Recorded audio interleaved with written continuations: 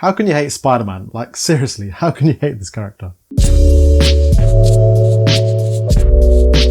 Spider-Man was directed by Sam Raimi and stars Tobey Maguire, Willem Dafoe, Kirsten Dunst, James Franco and J.K. Simmons. When bitten by a genetically modified spider, high school student Peter Parker gains spider-like abilities, which he now must use to fight evil as a superhero after a tragedy befalls his family. Just to give you guys a heads up, there will be spoilers in this review, so that's your warning.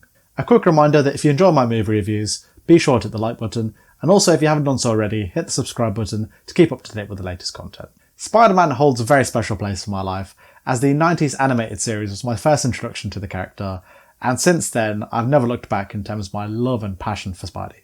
So when this movie released back in 2002, you can understand why I was excited to see how Sam Raimi was going to depict the webhead on the big screen.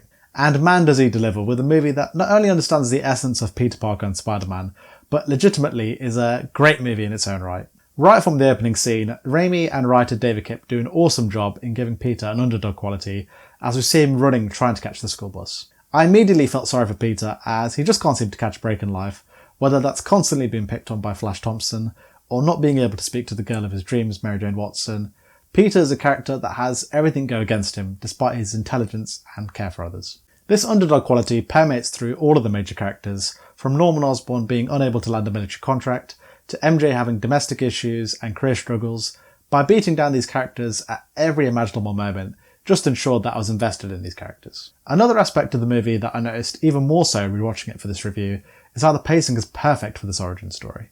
At no point did I feel there were any scenes that didn't need to be in the movie, as every scene informed me of either the story or characters. Sam Raimi's unique visual style never gets old, and the movie as a result is unique in tone, as well as separating itself from the dark, brooding superhero movies that we tend to get nowadays. His sense of humour is there for all to see, such as the scene when Peter learns his powers for the first time in school, only to then attach a web onto a school lunch tray, which then lands onto Flash Thompson. It's moments like this that make the movie fun, and is very much fitting with the history of the character. That's not to say the movie is devoid of any emotion, with the big emotional moment being Uncle Ben's death, as Raimi never rushes to this pivotal scene. I love how Raimi plays out Peter and Uncle Ben's last conversation more like a Shakespearean tragedy than a loving conversation between two relatives, as this perfectly leads into Peter seeing his uncle being shot by the same mugger he let go moments earlier. For a superhero film that was released in the early 2000s, the CG, while some of it has dated, mostly holds up by today's standards. It was a delight to see Spider-Man climbing and swinging through the urban jungle of Manhattan, as Raimi keeps the action concise, exciting and tense. The standout action sequence is the final battle between Spidey and Green Goblin, which thankfully doesn't resort to a CG destroying city battle that so many superhero films fall into, but rather becomes a personal confrontation between these two characters. The way Raimi directs this scene has such a visceral quality, as you never get the sense that Spidey's going to make it out in one piece, as it plays out more like a brutal boxing match between a heavyweight fighter and a newcomer out of his depth.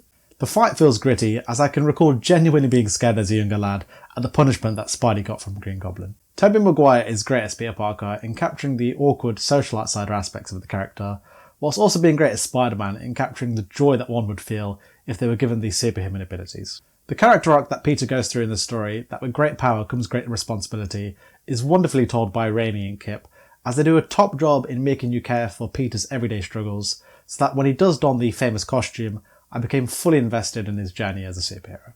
Willem Dafoe plays the Green Goblin, as his depiction of the character, from his sinister voice to his evil theatrical laughter, are all qualities that fanboys and girls would have only dreamed of for a live-action Spidey film. Kirsten Dunst does a solid job as Peter's love interest, Mary Jane Watson. While the damsel in distress stereotype is very apparent in this portrayal of MJ, Dunst is still able to bring a kind, caring quality to MJ, while still being able to convey the sad, isolated aspects of her character.